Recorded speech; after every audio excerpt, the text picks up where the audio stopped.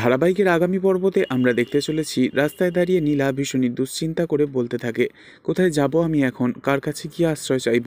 অন্যদিকে দীপু ঘরেতে দুশ্চিন্তা করে একা একা বলতে থাকে, কি করব আমি এখন, যদি কিছু ওর হয়ে যায়। অন্যদিকে দেখা যায় এরপর নীলাকে ফলো করতে থাকে একজন লোক, আর সেই লোকই ফোন করে জেসমিনকে সমস্ত কথা বলতে থাকে। তখন জেসমিন বলে, কি বলছো, 5 মাথার মোড়, সে তো অনেকটা দূরে, ও এখনও হেঁটে যাচ্ছে।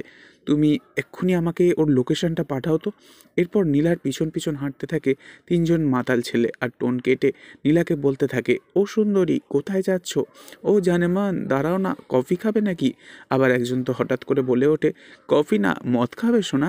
এসব কথা শুনে নীলা মনে মনে বলতে থাকে, মা কালী, এ কোন বিপদের মধ্যে ফেললে তুমি আমাকে, এখান থেকে কি করে বাঁচবো আমি। তবে কি দীপু এবার নিজেই বাড়ি থেকে বেরিয়ে এসে নীলাকে প্রাণে বাঁচাবে? পরবর্তী আগামী পর্ব জানতে অবশ্যই আমাদের সঙ্গে থাকবেন। ধন্যবাদ।